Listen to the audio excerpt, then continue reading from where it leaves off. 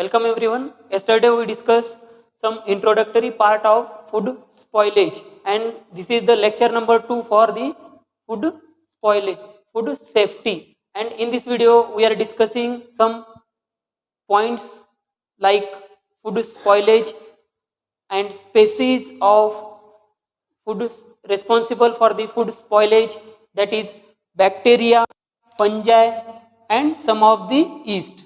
Bacteria, fungi and some species of yeast.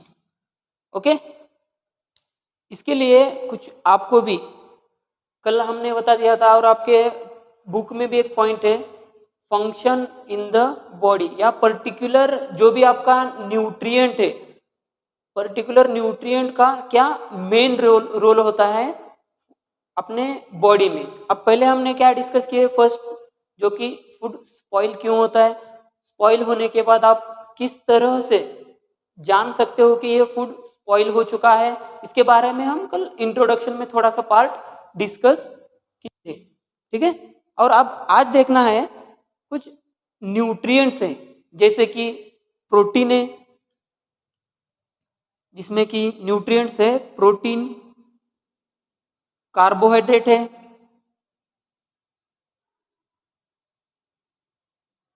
और उसमें vitamins है, मिनरल्स, फाइबर्स और इवन वाटर भी रिक्वायर्ड होता है. ठीक है, तो आज हम इस वीडियो में देखने वाले हैं पर्टिकुलर जो भी आपका न्यूट्रिएंट है तो क्या मेन रोल प्ले करता है, और पर्टिकुलर जैसे कि प्रोटीन वाला जो भी माइक्रोन्यूट्रिएंट है तो प्रोटीन माइक्रोन्यूट्रिएंट कंटेनिंग फूड्स के एग्जांपल देखने वाले हैं और उसका एक फंक्शन, एक दो ऐसा मतलब 1 बाय 1 हम डिस्कस करने वाले. ठीक है, तो एक हेडिंग दो, रोल ऑफ, या उसमें कल मैंने बता दिया था कि बैक्टीरिया भी है और कुछ फंजा है और कुछ ईस्ट होते हैं. अभी ईस्ट क्या करते हैं, कल के पॉइंट में ही मेंशन करो, सम ईस्ट स्पेसीज, जैसे कि उसमें क्या मेन रोल प्ले करते हैं, कल हमने डिस्कस किया था बैक्टीरिया, जिसमें 2 स्पेसीज मैंने बता दिया था, और उसके बाद फंजाई. ठीक है, फंजाई के भी 2 स्पेसीज मैंने पहले ऑलरेडी बता दिया है. अभी ये ईस्ट भी जो है फूड स्पॉइल करने के लिए रेस्पॉन्सिबल है. तो मोस्टली ईस्ट क्या करते हैं, इसमें जो भी ईस्ट होता है, ईस्ट क्या करता है, जो हाई शुगर कंटेनिंग फूड है उसको क्या करता है, डिकम्पोज करता है. तो यहाँ पे इसलिए मेंशन करो, it decompose the high sugar containing food. जो भी आपका फूड है जिसमें कि शुगर प्रेजेंट है वो क्या करता है, डिकम्पोज करता है. जबकि ईस्ट के वजह से जो भी आपका फूड स्पॉइल हो चुका है तो आप किस तरह से जान सकते हो, जो कि डिकम्पोजिशन होगा. ये मान लो कि अब एक आपने यहाँ पे क्या रखा है, एक ब्रेड है, एक ब्रेड का टुकड़ा है सपोज, ये क्या कर देगा, स्लाइटली यहाँ से डिकम्पोज करना स्टार्ट कर देगा. अभी किसी भी पोर्शन से होगा या साइड वाले पोर्शन से होगा. ठीक है, जो भी सॉइल के कांटेक्ट में आ रहा है, सॉइल हो या एनवायरमेंटल फैक्टर्स को जो भी एक्सपोज हो रहा है कह सकते हो. ठीक है, तो वो क्या होगा, डिग्रेड करना स्टार्ट होगा, डिकम्पोज. ठीक है, इस तरह से ये इस तरह से ईस्ट भी फूड स्पॉइलेज के लिए रेस्पॉन्सिबल है. इतना सारा पोर्शन आपको इंट्रोडक्शन में पता होना चाहिए. और कल मैंने बता दिया था आपको कि उसमें कुछ माइक्रोन्यूट्रिएंट्स प्रेजेंट होते हैं फूड में. हर फूड में माइक्रोन्यूट्रिएंट्स प्रेजेंट होते हैं. एक हो सकते हैं या माइक्रोन्यूट्रिएंट्स, या आप जो क्या कह सकते हैं, न्यूट्रिएंट्स भी कह सकते हो, जिसमें कि मोस्टली क्या है अभी इसमें, जो कि आपका प्रोटीन होगा, प्रोटीन कंटेनिंग फूड है, जैसे कि मीट है, फिश है, ओके, या कार्बोहाइड्रेट है। कार्बोहाइड्रेट तो मोस्टली हर चीज में प्रेजेंट होता है, हर फूड में कार्बोहाइड्रेट प्रेजेंट होता है, जो कि एनर्जी प्रोवाइड करने का काम होता है। तो ठीक है, अपन वन बाय वन देखेंगे। हेडिंग मेंशन करो, रोल ऑफ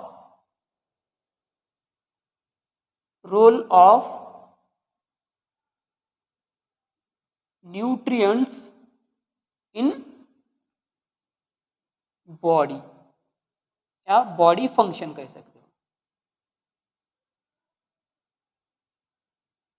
ठीक है।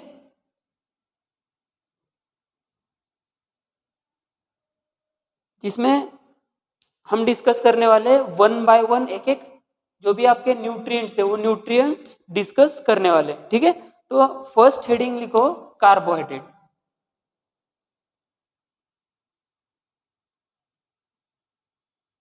कार्बोहाइड्रेट, अभी कार्बोहाइड्रेट क्या करता है,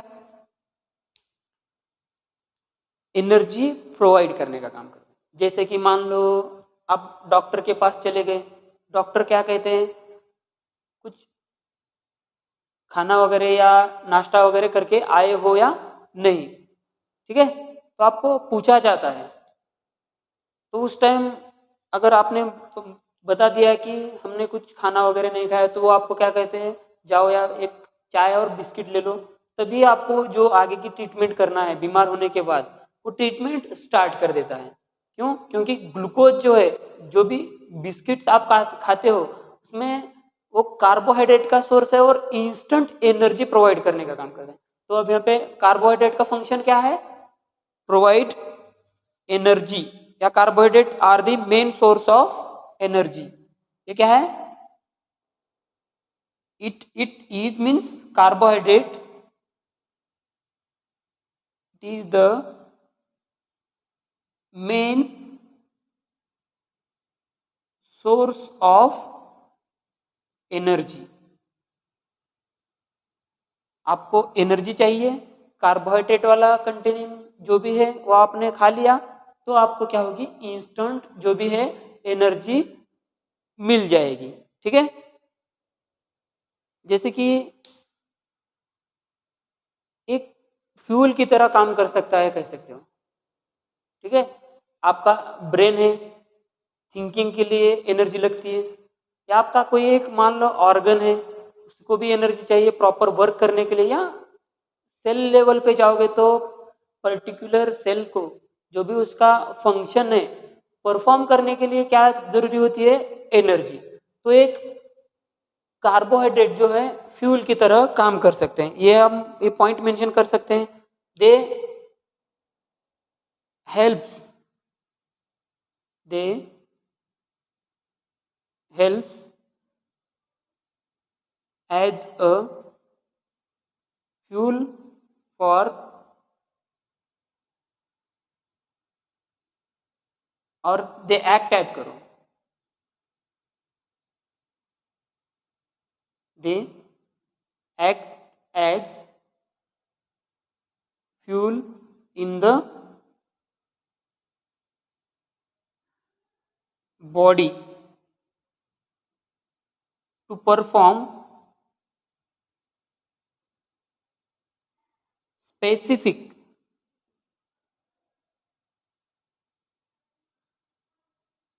function of organ, function of organ कह सकते हैं, ठीक है। जैसे कि फॉर एग्जांपल ब्रेन है, थिंकिंग प्रोसेस के लिए एनर्जी लगती है। जैसे कि लंग्स है, जो भी इनहेलेशन एक्सहेलेशन जो स्टार्ट है उस प्रोसेस के लिए एनर्जी लगती है, ठीक है। और मान लो किडनी है, जो भी फंक्शन परफॉर्म करती है, वो फंक्शन परफॉर्म करने के लिए जो एनर्जी रिक्वायर्ड होती है वो कार्बोहाइड्रेट से लिए जाती है, ठीक है। इतने सारे ईटीसी, ओके, इतना मेंशन करो। अभी कुछ एग्जाम्पल्स जो डे टू डे लाइफ में यूज करते हो वही मेंशन कर सकते हो, जैसे कि कार्बोहाइड्रेट कंटेनिंग फूड्स एक हेडिंग मेंशन करो, या एग्जाम्पल्स ऑफ कार्बोहाइड्रेट कंटेनिंग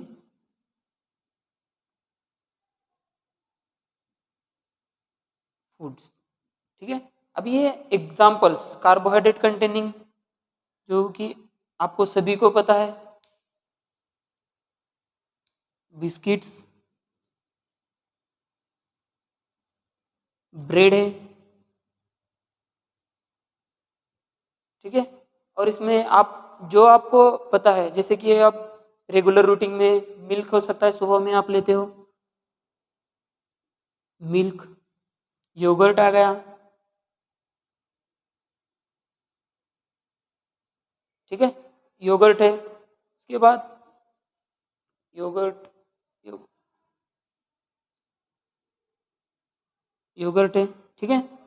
अब जो भी फूड लेते हो उसमें मैक्सिमम कार्बोहाइड्रेट मोस्टली प्रेजेंट होता ही है, ठीक है। इतना एक याद रखो कि कार्बोहाइड्रेट मैक्सिमम ऑफ फूड में वो प्रेजेंट होता है। तो इसका फंक्शन क्या है कार्बोहाइड्रेट का, आपको एक कॉलम दिया गया है, फर्स्ट कॉलम में आपको शायद यहाँ पे दिया गया है कुछ सोर्सेज दिए गए, और सेकंड कॉलम में न्यूट्रिएंट्स ऑब्टेन्ड, और फाइनली जो भी आप पहले फर्स्ट कॉलम में दिया गया है आपको, जैसे कि फर्स्ट पेज पर ही है,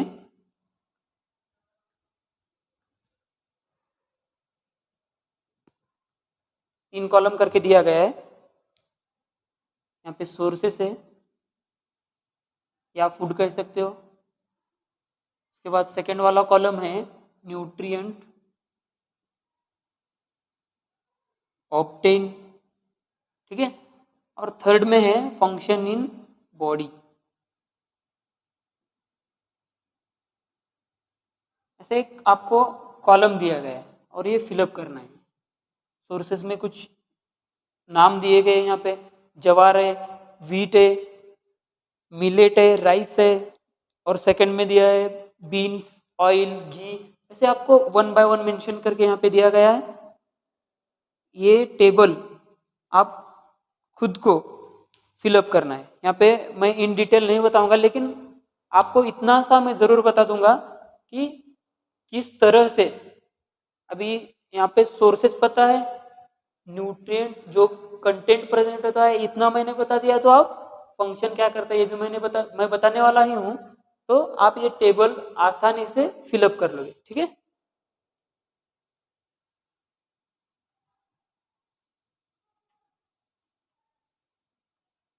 अभी सेकंड लिखो, जो भी आपका न्यूट्रिएंट है सेकंड वाला। अभी आपको क्या करना है, सेकंड न्यूट्रिएंट देखना है जिसमें फैट मेंशन करो। Second fat,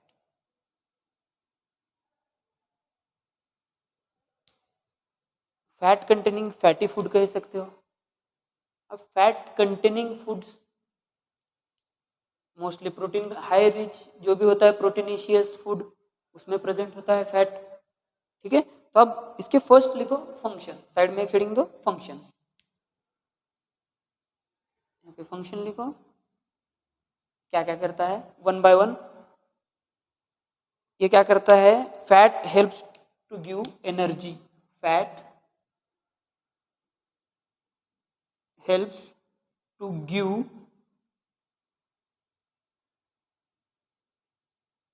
energy to the body. क्या करता है, एनर्जी देने का काम करता है। उसके बाद ये जो भी अपना एक ऑर्गन है, मान लो ब्रेन है, उसको प्रोटेक्ट करने का काम, क्या करने का, प्रोटेक्ट। या और एक इसका फंक्शन क्या है, it helps to protect the organ. और क्या करता है, जो भी अपना ऑर्गन है, वो ऑर्गन को प्रोटेक्ट करने का काम भी फैट करता है। उसके बाद जो भी अपना सेल डिवीजन होता है, मान लो अभी एक सेल है,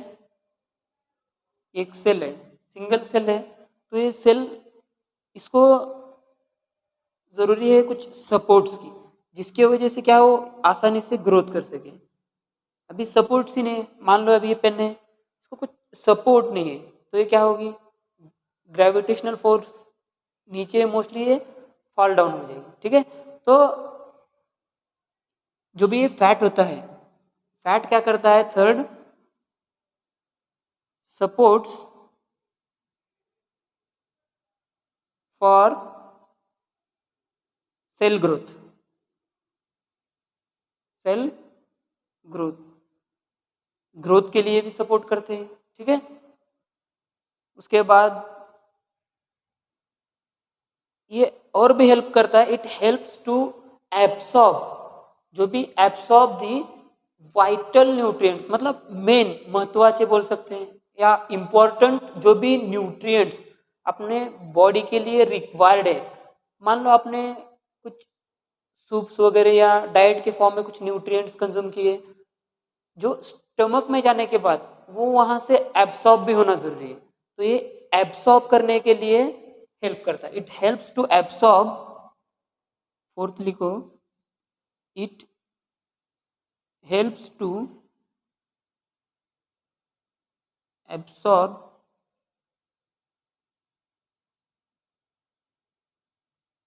एब्सॉर्ब दी वाइटल न्यूट्रिएंट्स।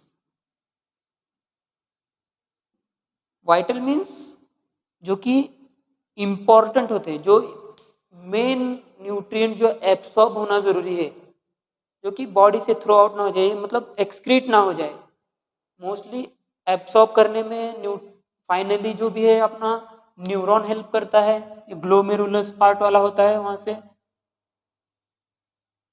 यहाँ पे कुछ चैनल्स प्रेजेंट होते हैं। ठीक है, एक्सक्रीट होने से पहले जो भी यहाँ से ग्लोमेरुलस में जो भी माइक्रो न्यूट्रिएंट्स यहाँ पे आ चुके हैं, तो ये माइक्रो न्यूट्रिएंट्स को फिर से एब्सॉर्ब करने का काम न्यूरॉन्स करते हैं। ठीक है, तो अभी ये इन डिटेल आपको इतना डीप में अभी फिलहाल इतना याद करने की जरूरत नहीं, लेकिन सिर्फ बता रहा हूँ। अभी ये इतने सारे जो भी फंक्शन है, ये किसके हैं, इतने सारे फंक्शन है फैट के। और एक है इसका फंक्शन जिसमें कि बॉडी कोलेस्टेरॉल, जो भी बॉडी में कोलेस्ट्रॉल होता है, और बीपी, बॉडी कोलेस्ट्रॉल और बीपी को अंडर कंट्रोल रखता है। ठीक है, it helps to keep it helps to keep cholesterol and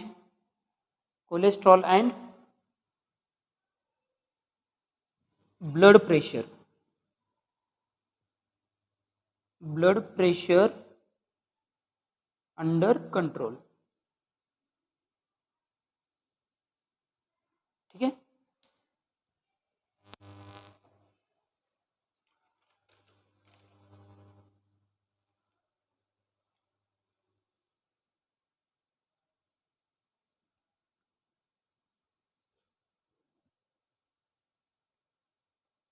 इतने सारे क्या हो गए ये जो भी फंक्शन थे। ठीक है, अभी उसके बाद आपको एग्जाम्पल्स, जो कि फैट कंटेनिंग एग्जाम्पल्स है, वो आपको पता होना जरूरी है। ठीक है, अब और एक हेडिंग मेंशन करो, या फैट अंडर ही है सब हेडिंग,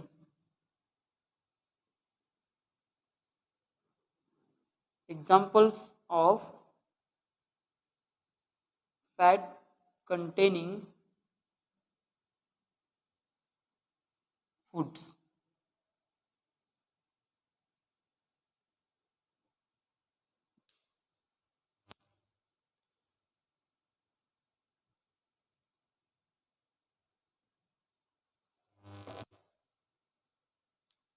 जिसमें है चीज,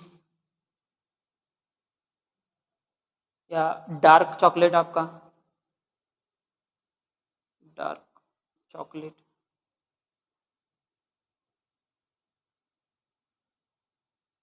और इसमें आता है नट्स,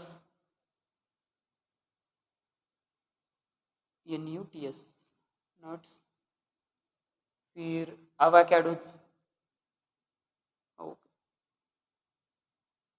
ठीक है। और इसमें फैटी फिश,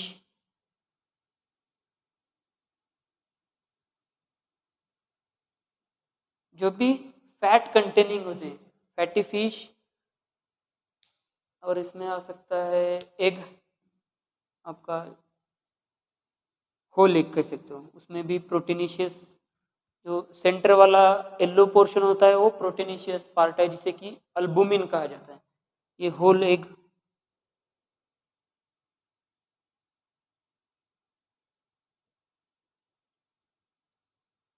मीट कह सकते हो, ठीक है। इतने सारे हो गए फैट कंटेनिंग।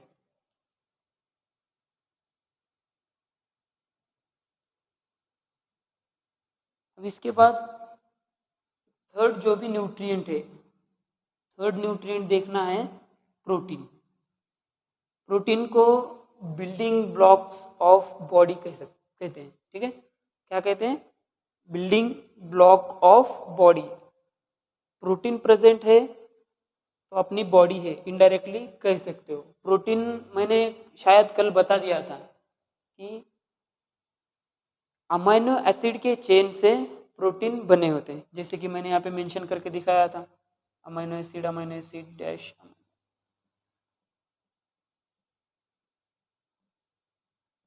एक लॉन्ग चेन है, ठीक है। तो ये चेन को क्या कहा जाता है? Total protein. अमाइनो एसिड की चेन को प्रोटीन कहा जाता है, ठीक है। तो अब वन बाय वन हम देखेंगे कि प्रोटीन, हेडिंग दो प्रोटीन। प्रोटीन हमें किस तरह से बॉडी में हेल्प करता है, कुछ पॉइंट्स हमें देखने हैं। थर्ड है प्रोटीन, ठीक है। इसमें इसकी जो की है फंक्शंस।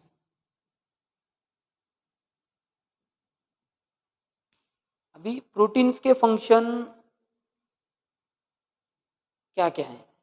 जैसे कि फर्स्ट है बिल्डिंग ब्लॉक्स कह दिए हमने, जैसे कि बॉडी की बिल्डअप के लिए हेल्प करता है, बॉडी बिल्डअप के लिए कह सकते हो।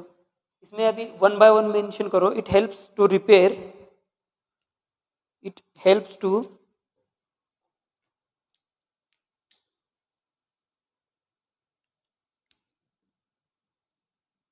it helps to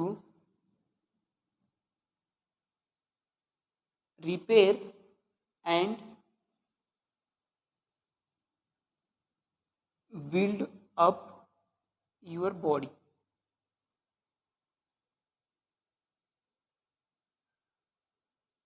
मान लो आपको एक जख्म हो गई है, ठीक है। यहाँ से क्या हो रहा है? ब्लीडिंग स्टार्ट है, ब्लीडिंग स्टार्ट है, जो कि आपको यहाँ कहाँ पे तो एक इन्फेक्शन हो चुका है, तो ये रिपेयर और जो भी बॉडी में प्रॉब्लम्स है वो एरिया को क्योर करने का कह सकते हो, रिपेयर करने का और बॉडी बिल्ड करने का। सपोज यहाँ पे इन्फेक्शन हो गया, इन्फेक्शन होने के बाद क्या होता है, कुछ स्लाइटली स्लोली क्या होता है, उतना एरिया क्योर होने स्टार्ट हो जाता है। जैसे कि मान लो मार लगा, कुछ मिनटों तक ब्लड जो भी फ्लो हो रहा है वो स्टॉप हो जाएगा, कुछ मिनटों तक, ठीक है। मैक्सिमम टाइम है 8 मिनट्स, मैक्सिमम लगते हैं क्लॉट होने में 8 मिनट लगते हैं। तो ये सपोज यहाँ पे क्लॉटिंग फैक्टर अब्सेंट है, जिसे कि ब्लड क्लॉटिंग फैक्टर कहा जाता है, ब्लड क्लॉटिंग फैक्टर 8 है, mostly blood clotting factor 8। Suppose यहाँ पे प्रॉपरली वर्क नहीं कर रहा है तो आप ये ब्लीडिंग कंटिन्यूअसली फ्लो रहेगी, ठीक है। ब्लड जो भी है, ब्लड कंटिन्यूअस फ्लो आउट होगा अगर क्लॉटिंग फैक्टर 8 अगर प्रॉपर वर्क नहीं कर रहा है, ठीक है। तो इतना ही याद रखो कि क्लॉटिंग फैक्टर 8 होता है, तो ये रिपेयर और बिल्डअप करने के लिए, बॉडी बिल्डअप के लिए प्रोटीन हेल्प करता है। अलोज मेटाबॉलिक रिएक्शंस, ये जो भी बॉडी में फंक्शंस होते हैं, इट अलोज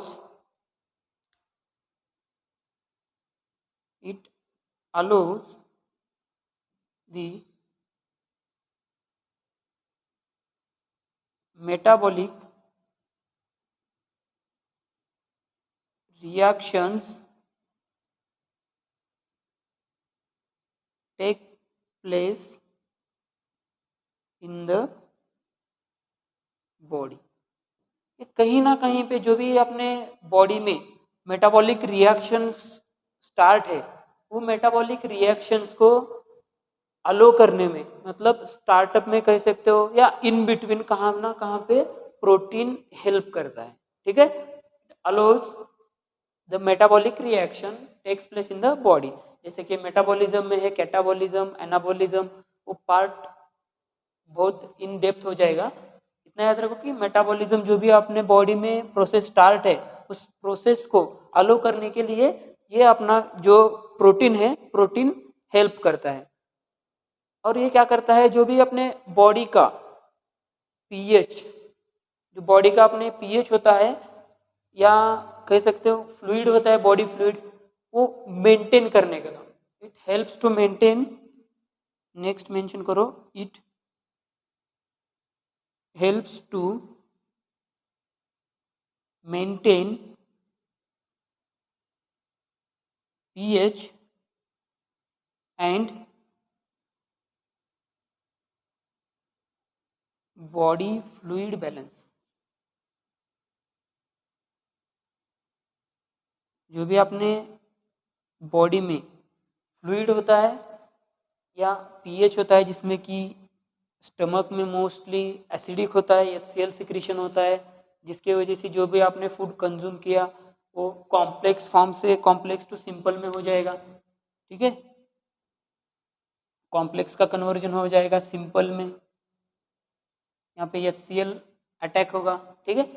तो इन डिटेल वो बहुत आगे का पार्ट है, फिर भी सिर्फ इतना याद रखो कि ये पीएच, जो भी बॉडी में का पीएच होता है और जो बॉडी फ्लूइड होता है, बॉडी फ्लूइड को बैलेंस रखने का काम प्रोटीन करता है, ठीक है। और ये जो भी मान लो पर्टिकुलर एक बॉडी को, अब सपोज मेरा हैंड है, तो इसका जो भी स्ट्रक्चर है, ये फ्रेमवर्क है, यहाँ पे कह सकते हो ज़्यादा फैट नहीं है, ज़्यादा प्रोटीन नहीं है, इसलिए इनडायरेक्टली क्या है, ये वीक है हैंड, ठीक है। तो इसी तरह से ये क्या करता है, एडिशनल सपोर्ट कर सकता है, कह सकते हो।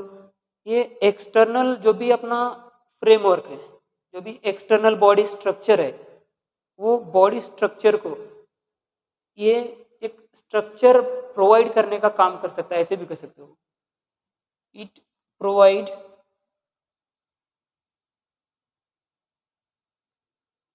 provide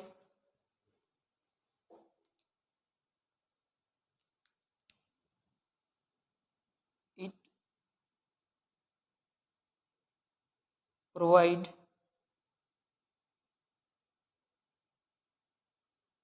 body structure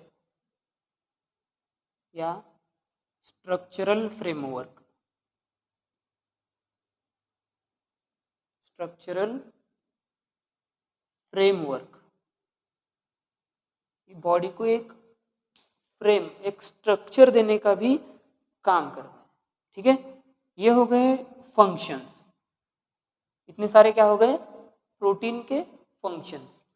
अभी प्रोटीन कंटेनिंग फूड्स देखना है, इतना हो गया मेंशन।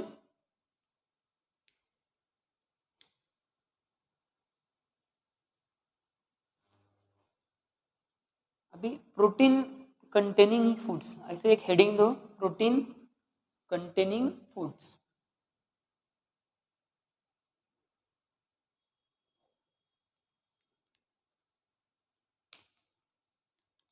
Protein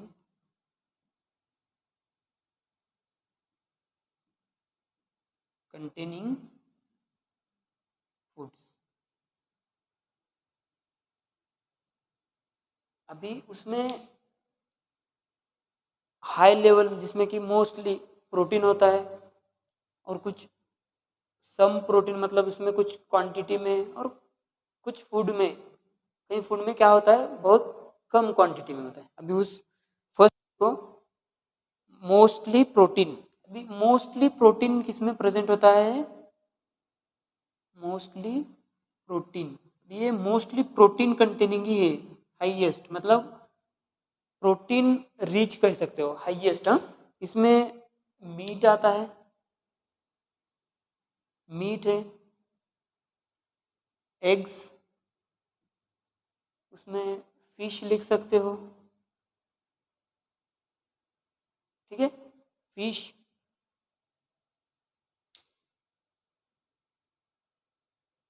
और उसमें पोल्ट्री,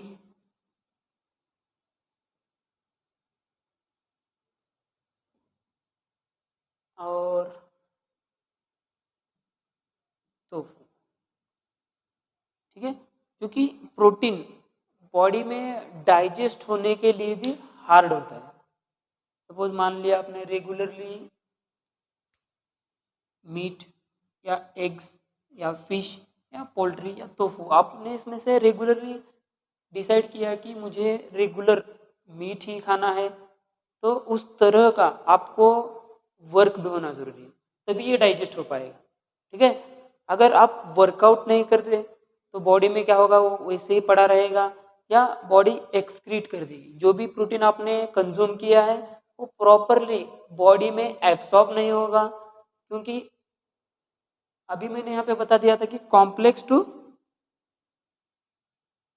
सिंपल, ठीक है, कॉम्प्लेक्स टू सिंपल कन्वर्जन होगा।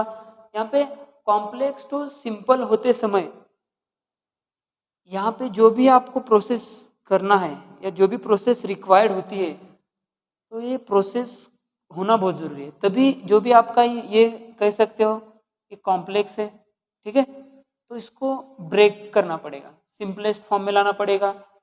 अभी इसमें प्रोटीन हाई है, तो प्रोटीन है in the sense body direct तो प्रोटीन एब्सॉर्ब नहीं करेगी, जो भी आपके सेल्स है वो डायरेक्ट प्रोटीन तो एब्सॉर्ब नहीं करेंगे, तो इसका ब्रेकडाउन करने के बाद क्या मिलेगा? अमाइनो एसिड मिलेंगे, ठीक है, अमाइनो एसिड मिलेंगे बहुत सारे। अब जिस सेल को या जिस पर्टिकुलर ऑर्गन को जो टाइप का अमाइनो एसिड चाहिए वो टाइप का एब्सॉर्ब कर लेगा, जैसी रिक्वायरमेंट होगी उस तरह से फुलफिल हो जाएगी। अभी इसमें भी और इनडायरेक्टली बहुत सा इसका केमिकल स्ट्रक्चर है, वो बहुत डीप हो जाएगा, ठीक है। लेकिन ये जो प्रोटीन है ये क्या है? कॉम्प्लेक्स है, इसका कन्वर्जन सिंपल में होगा तभी अपनी बॉडी जो भी है एब्सॉर्ब करेगी, ठीक है। अब उसमें लिखो नेक्स्ट सम प्रोटीन। अब सेकंड है, ये मोस्ट प्रोटीन वाले हो गए, ये सम प्रोटीन। भी कुछ प्रोटीन प्रेजेंट होते हैं जैसे कि लेग्यूम्स है, लेग्यूम्स है, नट्स, नट बटर से, ठीक है, और इसमें है सीड्स, मिल्क, चीज, योगर्ट, सीड्स, मिल्क, चीज, योगर्ट,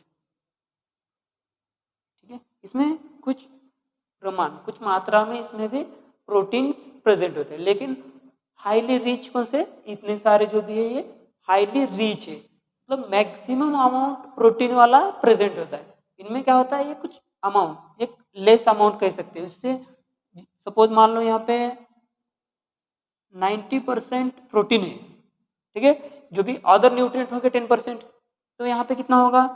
यहाँ पे होगा एक, मान लो यहाँ पे 60% होगा, या आप 50 कह सकते हो,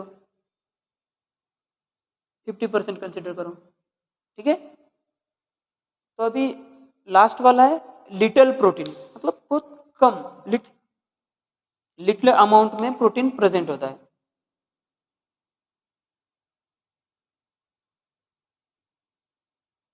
ठीक है, अब इसमें क्या है, कुछ कम लिटिल अमाउंट में प्रोटीन्स प्रेजेंट होते हैं, जिसमें के एग्जांपल्स है होल ग्रेन्स,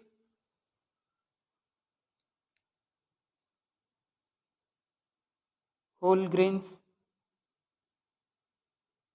इसमें जैसे कि अभी इसमें मान लो अपना जो भी ग्रेन्स आ गए, सभी ग्रेन्स आ गए इन द सेंस थोड़ा ना थोड़ा उसमें क्या होगा, प्रोटीन का जो भी पूरा पार्ट तो नहीं कह सकते, लेकिन कुछ पार्ट उसमें प्रोटीनेशियस हो सकता है। ठीक है, और उसमें जैसे कि रेगुलर रूटीन में हम डाइट लेते हैं, जैसे कि राइस है, इसमें भी थोड़ा सा पार्ट होगा। ऐसा नहीं कि सिर्फ प्रोटीन ही होगा, राइस स्लाइटली शुगरी कंटेंट भी प्रेजेंट होगा, कार्बोहाइड्रेट मोस्टली होगा। कार्बोहाइड्रेट में आप राइस मेंशन कर सकते हो, व्हीट मेंशन कर सकते हो, ज्वार मेंशन कर सकते हो। ठीक है, तो इसमें जैसे कि अभी जो भी ग्रेन्स हैं यहाँ पे ग्रेन्स कंसिडर करिए, मतलब इन द सेंस उसमें स्लाइटली मतलब लिटिल अमाउंट में प्रोटीन प्रेजेंट होगा, मोस्टली कार्बोहाइड्रेट रिच होते हैं। ठीक है, बार्ली जो भी ज्वार है, बार्ली मिलेट कह सकते हैं। ठीक है, इतने सारे कम अमाउंट में होगा। ऐसे नहीं है कि उसमें सिर्फ मैक्सिमम एक ही न्यूट्रिएंट प्रेजेंट होगा, 2 हो सकते हैं, 3 हो सकते हैं, 4 हो सकते हैं। आपका फूड किस टाइप का है इस पे डिपेंड है। ठीक है, ये अपना मोस्टली चैप्टर है फूड सेफ्टी पे डिपेंड।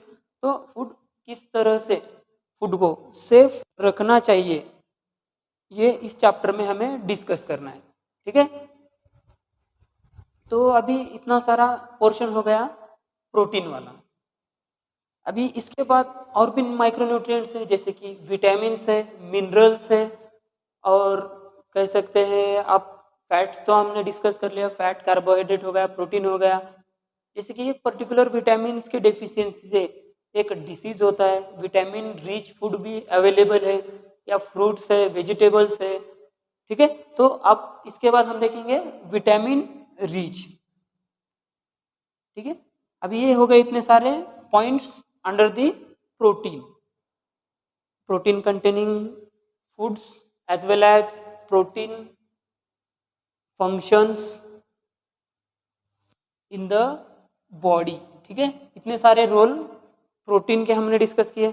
अब इसके बाद हम नेक्स्ट चैप्टर में डिस्कस करेंगे कि विटामिन्स मिनरल्स किस तरह से बॉडी में रोल प्ले करते हैं, और उसके बाद कुछ फाइबर्स और वाटर भी मेन रोल प्ले करता है। सभी सेल्स को भी वाटर ज़रूरी होता है, और मोस्टली सब सेल्स में वाटर प्रेजेंट होता है। ठीक है, तो वाटर का फंक्शन देखेंगे, किस तरह से बॉडी में जो भी न्यूट्रिएंट्स है वर्क किस तरह से करते हैं देखेंगे। उसके बाद जो भी अपना मेन पॉइंट है, फूड जो भी वेस्ट होता है, ठीक है, वो पॉइंट हम अगले लेक्चर में डिस्कस करेंगे, फूड वेस्टेज, जिसमें कि क्वालिटेटिव है, क्वांटिटेटिव है, और कुछ प्रिजर्वेटिव्स किस तरह से फूड को प्रिजर्व करके रखना है, या कुछ प्रिवेंशंस लेने जरूरी है।